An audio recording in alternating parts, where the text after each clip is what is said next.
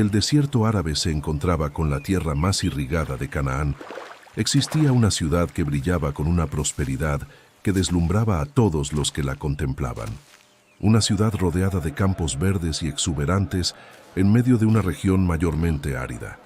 Una ciudad de mercados bulliciosos, palacios de piedra, jardines irrigados, almacenes llenos hasta el techo. Una ciudad que había alcanzado una riqueza que pocas ciudades del mundo antiguo podían igualar. Su nombre era Sodoma, y su historia se convertiría en la advertencia más famosa de toda la Biblia. 2000 años antes del nacimiento de Cristo, cuando Abraham peregrinaba por Canaán con sus rebaños y su familia, Sodoma era la ciudad más importante de la llanura del Jordán, una ciudad que atraía comerciantes de Egipto, Mesopotamia y Arabia. Una ciudad donde la vida era cómoda, la comida abundante, el agua generosa. Una ciudad que tenía todo lo que necesitaba para ser grande y hermosa y justa. Pero eligió otro camino. Hoy vamos a reconstruir la vida en Sodoma alrededor del año 2000 a.C. Vamos a caminar por sus calles. Vamos a conocer a su gente, su economía, su cultura. Vamos a entender qué era realmente el pecado de Sodoma, que va mucho más allá de lo que la mayoría imagina. Y vamos a descubrir qué le sucedió finalmente a esta ciudad extraordinaria que eligió la destrucción sobre la rectitud. La llanura del Jordán donde se situaba Sodoma era conocida en hebreo como el Kikar, que significa simplemente el círculo o la ronda. Era una franja de tierra plana y fértil que se extendía a lo largo del río Jordán, desde el lago de Galilea en el norte hasta el Mar Muerto en el sur. Esta llanura era irrigada naturalmente por el Jordán y sus afluentes, creando una zona de vegetación densa y suelos profundos y ricos en un mundo donde la tierra fértil era el recurso más valioso. El libro del Génesis describe esta llanura con palabras inequívocas. Lot alzó sus ojos y vio toda la llanura del Jordán, que toda ella era de riego, antes que destruyese el Señor a Sodoma y a Gomorra, como el jardín del Señor, como la tierra de Egipto. Comparar una tierra con el jardín del Edén y con el Nilo era el mayor elogio posible en la mentalidad del mundo antiguo. Era decir que esta tierra era lo mejor que la naturaleza podía ofrecer, y fue precisamente esta comparación la que llevó a Lot, sobrino de Abraham, a elegir esta llanura cuando él y su tío decidieron separarse porque sus rebaños eran demasiado grandes para compartir los mismos pastos. Abraham generosamente ofreció a Lot elegir primero, y Lot, mirando la llanura verde y bien irrigada frente a las colinas áridas de Canaán que Abraham elegiría, no dudó. Fue hacia la llanura, fue hacia Sodoma. Esta decisión, motivada por la prosperidad visible y la fertilidad evidente, se convertiría en la mayor equivocación de su vida. Los arqueólogos han debatido intensamente la ubicación exacta de Sodoma. La candidata más seria hoy es Tal el Hammam, un montículo arqueológico masivo en la orilla oriental del río Jordán, al noreste del Mar Muerto. Las excavaciones iniciadas en el año 2005 han revelado una ciudad de la Edad del Bronce de dimensiones impresionantes para su época. En su apogeo, alrededor del 2000 a.C., esta ciudad tenía murallas de más de 4 metros de espesor, una acrópolis elevada con edificios administrativos y religiosos, y una ciudad baja densamente poblada, con casas, talleres y almacenes. Se estima que podría haber albergado a entre 10 y 40.000 personas. Otras ciudades de la llanura también han sido identificadas arqueológicamente. Tal Nimrin, Tal Iktanu, Tal el Musta, ciudades que podrían corresponder a Gomorra, Adma, Seboim y Zoar, las 5 ciudades de la llanura mencionadas en el Génesis. Juntas formaban una confederación de ciudades-estado que dominaba el comercio en esta región estratégica. La economía de Sodoma era diversa y próspera. La agricultura irrigada producía cosechas abundantes en una tierra donde el agua del Jordán y sus afluentes permitía cultivos que serían imposibles en la tierra seca circundante. Trigo y cebada crecían en los campos fértiles. Huertos de higos, granadas y olivos cubrían las terrazas. Jardines de verduras proporcionaban alimento variado durante todo el año. Pero la riqueza de Sodoma no venía solo de la agricultura. La ciudad controlaba rutas comerciales cruciales. El río Jordán era la frontera entre Canaán al oeste y los territorios transjordanos al este. Quien controlaba los vados del Jordán, controlaba el comercio entre las dos regiones.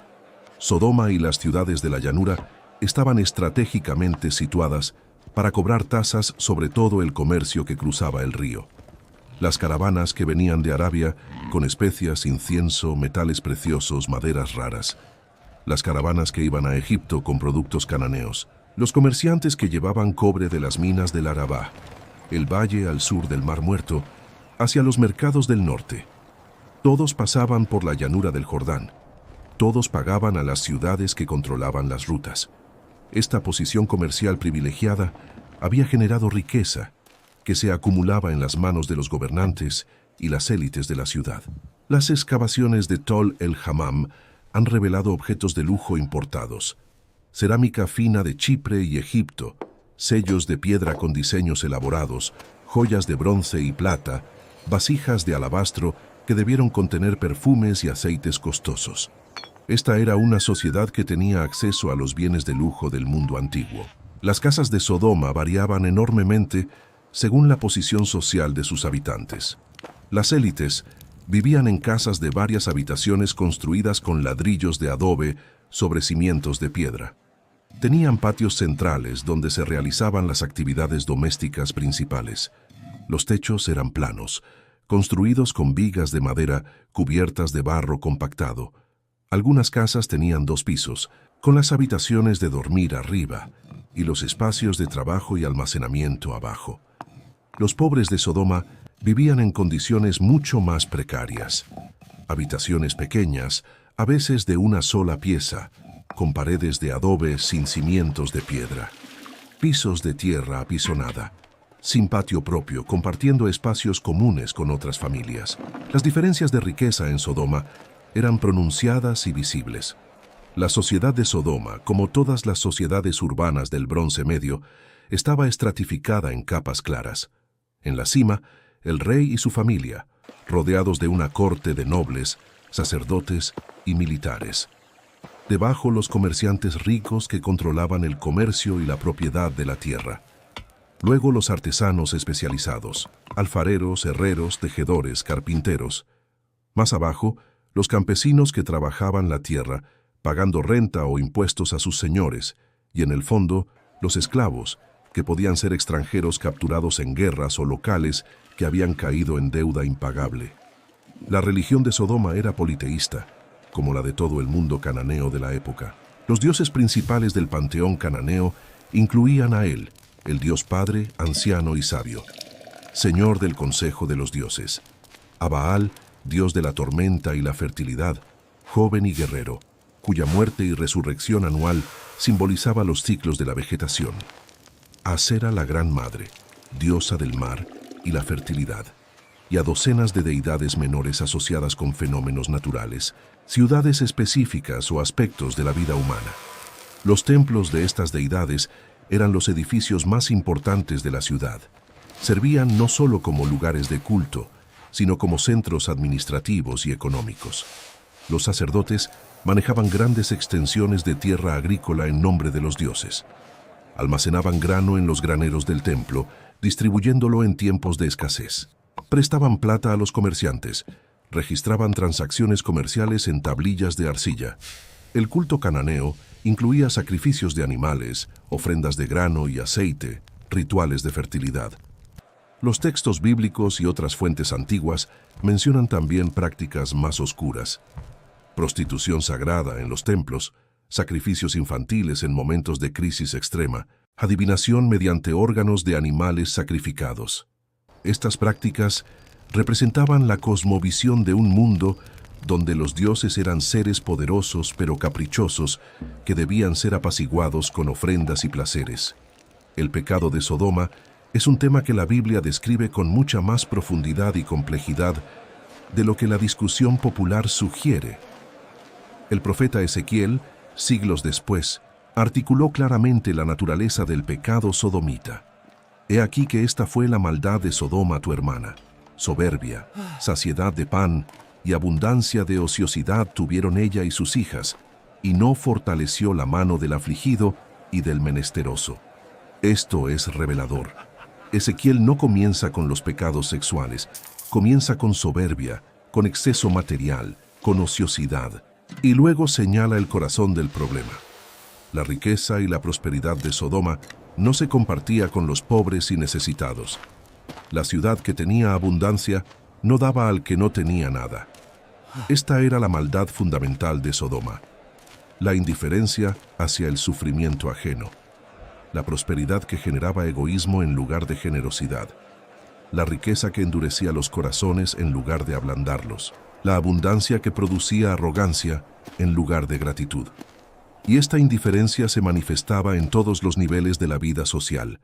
Las leyes de hospitalidad, sagradas en todo el mundo antiguo, eran violadas en Sodoma, en una cultura donde viajar era peligroso, y depender de la hospitalidad de extraños era cuestión de supervivencia. La negativa a recibir al extranjero era algo más que una descortesía. Era una amenaza existencial. Era declarar que la vida del otro no tenía valor. La historia del Génesis sobre los ángeles que visitaron Sodoma ilustra esto perfectamente. 2 ángeles llegaron a la ciudad al atardecer. Lot, que estaba sentado a la puerta de la ciudad, los reconoció como viajeros que necesitaban hospitalidad. Los invitó insistentemente a su casa. Les lavó los pies, preparó comida, les ofreció descanso. Lot seguía practicando la hospitalidad que su tío Abraham había demostrado de manera tan generosa con los mismos visitantes. Pero antes de que se acostaran, los hombres de la ciudad de Sodoma, desde el más joven hasta el más viejo, rodearon la casa. Y lo que exigieron de Lot representaba la negación total de todo valor humano. No querían conocer a los extranjeros en el sentido de la hospitalidad, sino dominarlos, humillarlos, destruir su dignidad. Era violencia como declaración de poder. Era la expresión más brutal del desprecio hacia el otro. Lot salió a hablar con los hombres de la ciudad, ofreciendo alternativas, implorando que no hicieran tal maldad. Pero ellos respondieron con más violencia, empujaron a Lot, amenazaron con hacerle peor que a los extranjeros, arremetieron para romper la puerta. Los ángeles tuvieron que intervenir, cegar a los agresores y ordenar a Lot que reuniera a su familia y huyera inmediatamente. Esta escena, leída en su contexto cultural completo, revela una ciudad donde la ley del más fuerte había reemplazado cualquier principio de justicia, donde la autoridad comunitaria, representada por los hombres de la ciudad, de joven a viejo, había sido corrompida totalmente, donde no había ninguna voz de rectitud entre la multitud, donde incluso los yernos de Lot, cuando él fue a advertirles, pensaron que bromeaba y se rieron de él. Abraham había tenido un extraordinario intercambio con Dios antes de la destrucción. Dios le había revelado su intención de destruir Sodoma, y Abraham, en uno de los pasajes más fascinantes de toda la Escritura, comenzó a interceder. Preguntó si Dios destruiría al justo con el impío, y comenzó a negociar. Si hubiere 50 justos dentro de la ciudad, ¿destruirás también el lugar y no lo perdonarás por amor a los 50 justos? Dios respondió que perdonaría la ciudad por 50 justos. Abraham continuó negociando hacia abajo, 45, 40, 30, 20, 10. Dios prometió que no destruiría la ciudad por amor a 10 justos, pero ni siquiera 10 justos se encontraron en Sodoma, solo Lot y su familia. La destrucción de Sodoma es uno de los eventos más dramáticos narrados en el Génesis. Los ángeles urgieron a Lot: levántate, toma tu mujer y tus 2 hijas que se encuentran aquí, para que no perezcas en el castigo de la ciudad. Cuando Lot tardó, los ángeles tomaron su mano, la mano de su mujer y las manos de sus hijas, y los sacaron fuera de la ciudad, porque el Señor tenía compasión de él. Les ordenaron huir sin mirar atrás, correr hacia las montañas, no detenerse en ningún lugar de la llanura. La advertencia era urgente, total, sin ambigüedad. Entonces el texto bíblico describe la destrucción en términos que los arqueólogos modernos encuentran fascinantes. El Señor hizo llover sobre Sodoma y Gomorra azufre y fuego de parte del Señor desde los cielos, y destruyó las ciudades y toda aquella llanura con todos los moradores de aquellas ciudades y el fruto de la tierra. ¿Qué evento geológico podría corresponder a esta descripción? Los científicos han propuesto varias teorías. El Mar Muerto se asienta sobre una de las fallas geológicas más activas del mundo, la falla del Valle del Jordán, parte del Gran Valle del Rift. Esta zona es sísmicamente activa, con terremotos frecuentes y bolsas de gas natural en las profundidades. Algunos investigadores sugieren un terremoto catastrófico que habría liberado gases inflamables, posiblemente metano y sulfuro de hidrógeno, que se habrían encendido causando fuego del cielo. Pero la hipótesis más dramática y que actualmente genera más interés científico involucra un impacto cósmico.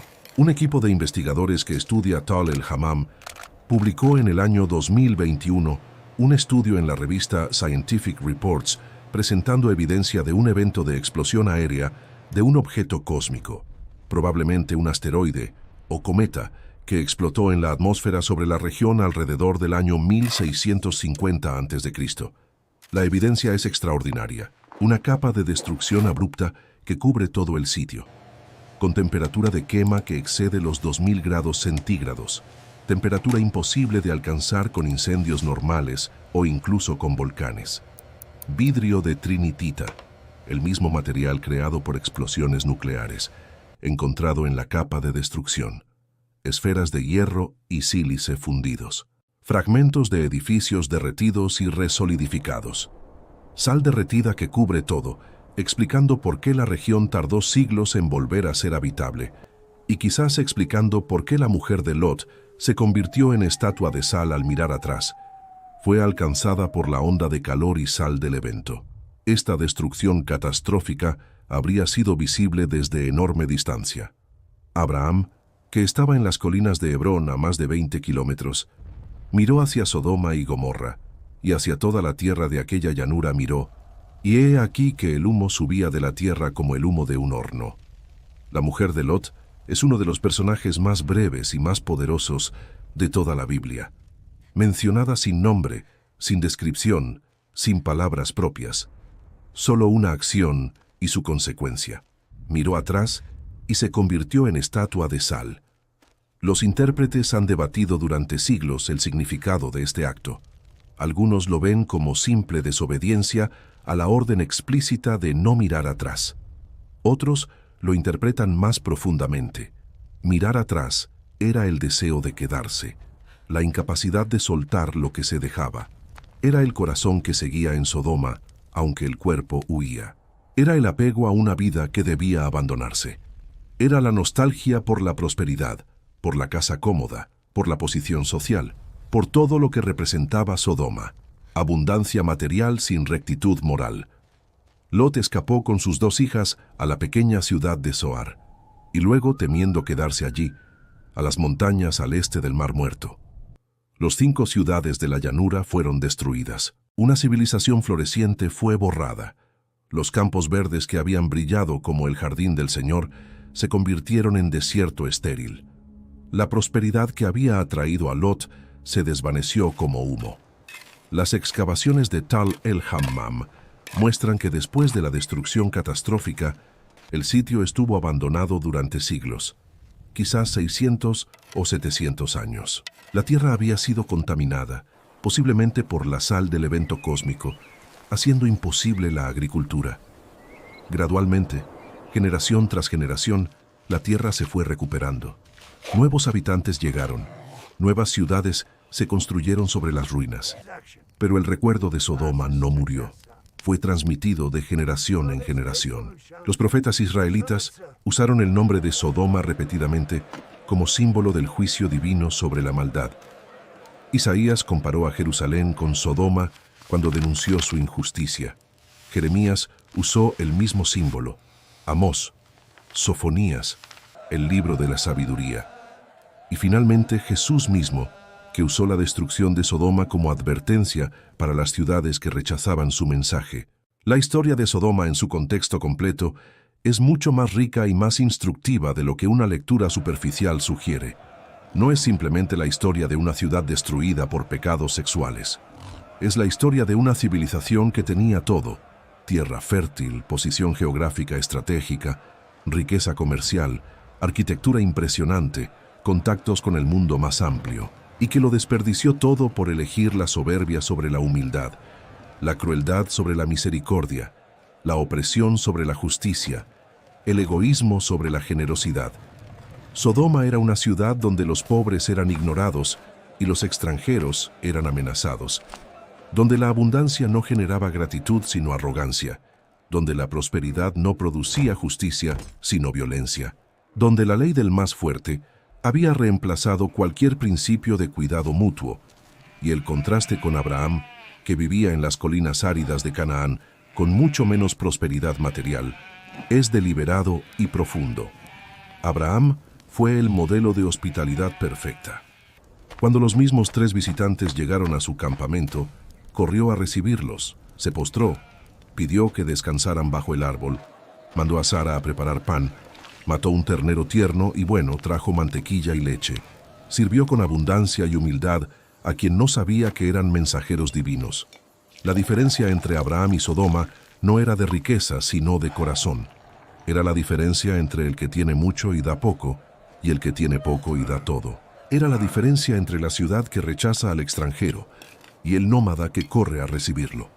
Los arqueólogos que trabajan en Tol el-Hammam y los otros sitios de la llanura del Jordán están revelando gradualmente la realidad histórica detrás de la narrativa bíblica. La evidencia sugiere una civilización que efectivamente floreció durante siglos y fue destruida abruptamente por un evento catastrófico. Los niveles de destrucción son inconfundibles. La evidencia de la explosión aérea es convincente para muchos investigadores, aunque el debate científico continúa. Lo que la arqueología no puede revelar y lo que solo la narración bíblica preserva es la dimensión moral y espiritual de la historia. No qué evento geológico o cósmico destruyó la ciudad, sino por qué. No cómo ocurrió, sino qué significó.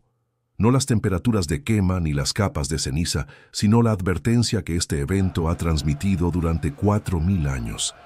Sodoma nos advierte que la prosperidad sin justicia es frágil, que la riqueza sin misericordia es corrupta, que una ciudad, como un ser humano, puede tenerlo todo materialmente y perderlo todo espiritualmente, que la crueldad hacia el extranjero, hacia el pobre, hacia el débil, no queda sin consecuencia.